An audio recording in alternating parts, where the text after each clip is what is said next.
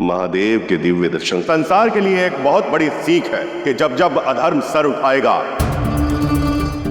तब तब शिव किसी ना किसी रूप में आकर उसका सर अवश्य काटेंगे।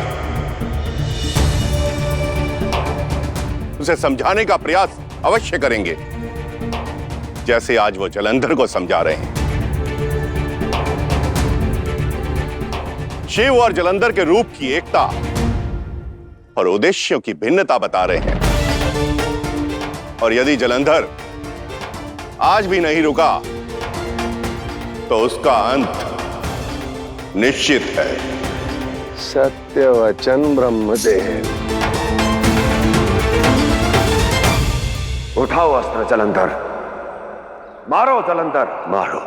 उठाओ अस्त्र, मारो जलंधर, मारो जलंधर, मारो जलंधर, मारो। मार देता हूं,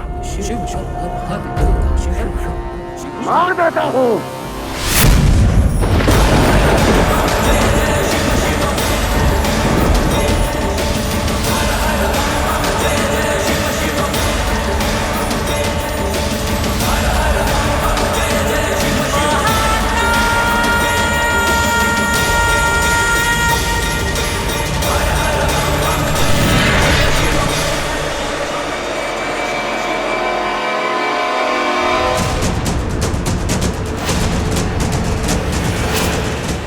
महादेव,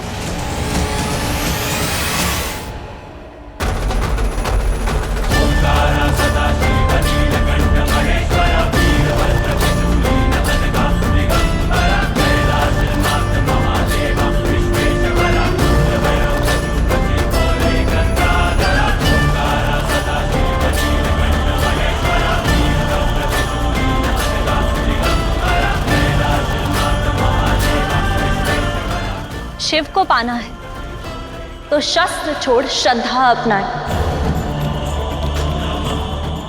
शत्रुता छोड़ उनकी भक्ति में रम जाए।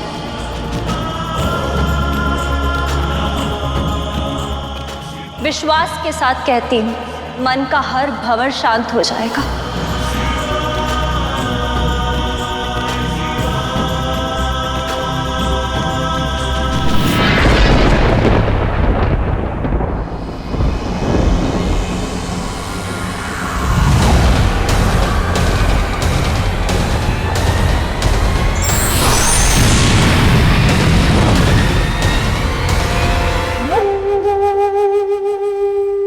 शुभ विवाह का शुभ आरंभ कीजिए शुक्राचार्य।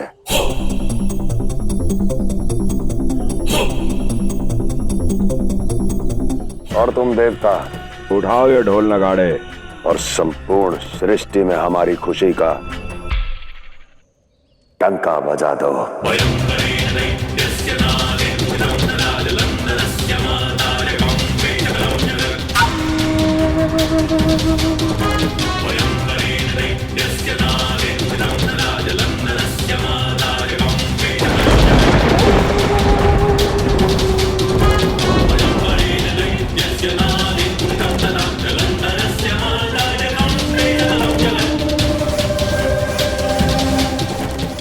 विवाह से पूर्व आपके पास विवाह ना करने का अवसर होगा। आशा करता हूं आप उस अवसर का सदुपयोग करेंगी।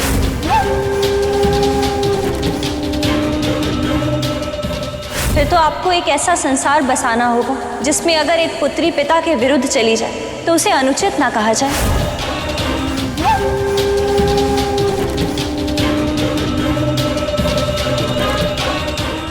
चलिए।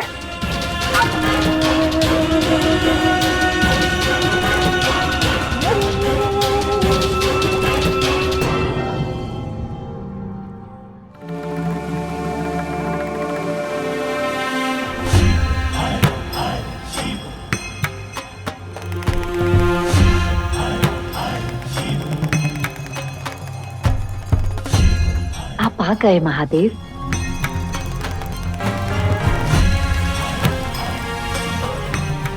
समय की कसौटी पर आपका निर्णय खरा उतरा महादेव।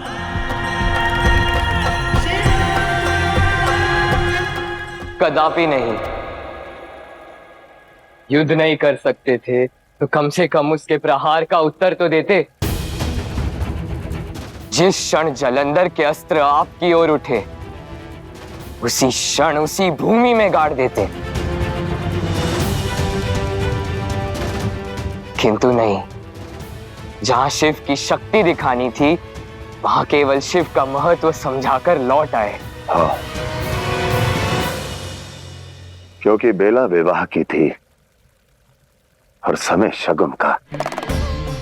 यदि ऐसे में जलंधर का वध होता तो क्या कहता ये संसार कि एक वधू को विवाह से पूर्व ही महादेव ने विधवा बना दिया। अपने ही भक्त का सौभाग्य छीन लिया महादेव ने।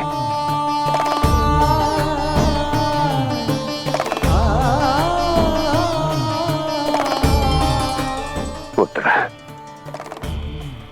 देवताओं के पैर मर्यादा की बेड़ियों से बंधे होते हैं।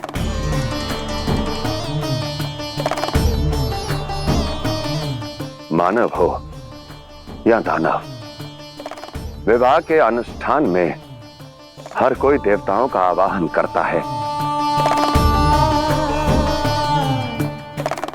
और हमारे मुख से उनके लिए सदैव सुखी जीवन का ही आशीर्वाद निकलता है। फिर चाहे वो देवों के देव हो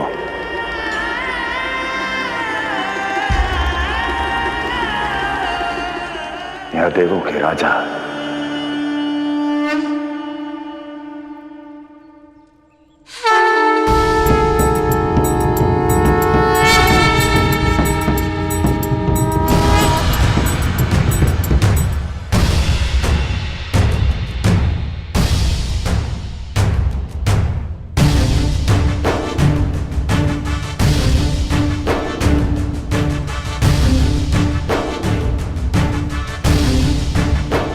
अब वर और वधू जयमाला के लिए खड़े हो जाएं।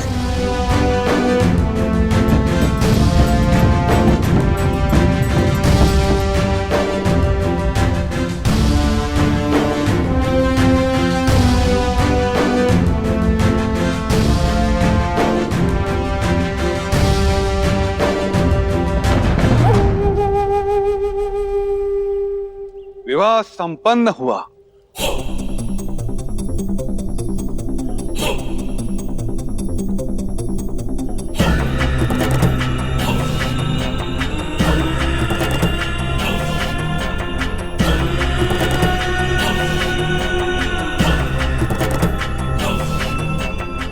आज से किसकी आराधना करोगी? आपकी। किसकी भक्ति में रमोगी? अपने स्वामी की।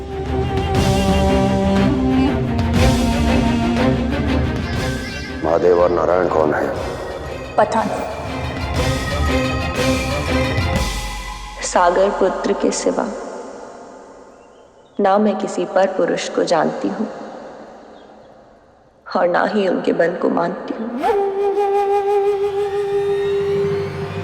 उत्तम, अति उत्तम।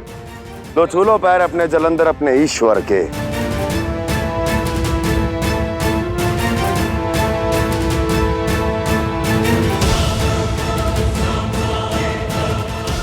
सदा सुहागन रहो।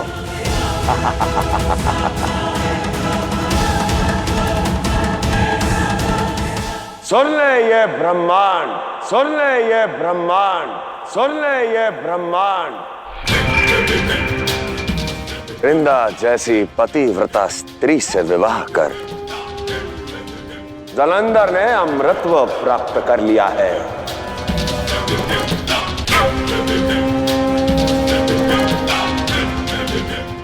अब महाकाल भी मेरा काल नहीं बन पाएगा।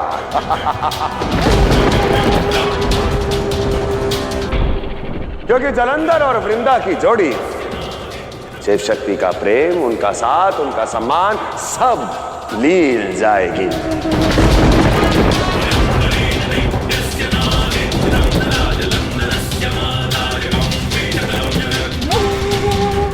तो सज रहे ये संपूर्ण ब्रह्मांड, संपूर्ण संसार। क्योंकि अब तुम्हारे आदर और तुम्हारे पूजन के योग्य जलंधर और वृंदा होंगे, शिव और शक्ति नहीं।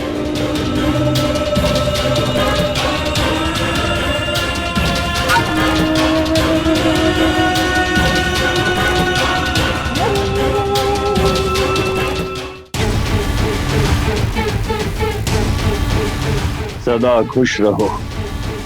आज से तुम मेरे पुत्र की पत्नी ही नहीं, उसकी ढाल भी हो। अपनी ढाल और महादेव की काट कि तुम्हें कोटि कोटि बधाई हो जलंधर। वृंदा जलंधर की, वृंदा जलंधर की, वृंदा जलंधर की, वृंदा जलंधर की, वृंदा जलंधर की, वृंदा जलंधर की, वृंदा जलंधर की, वृंदा जलंधर की, वृंदा जलंधर की।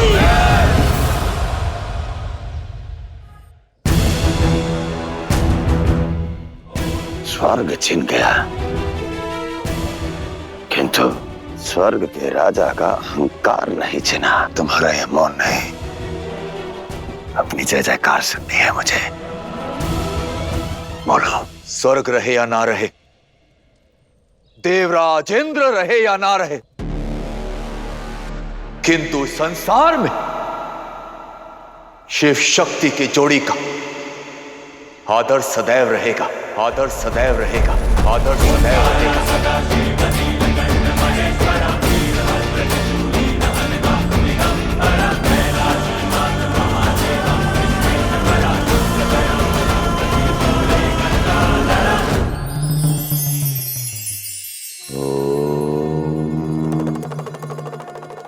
संसार में हर व्यक्ति धन के पीछे भागता है और इसी झूठे धन के लोभ में सच्चे धन को गवा बैठता है।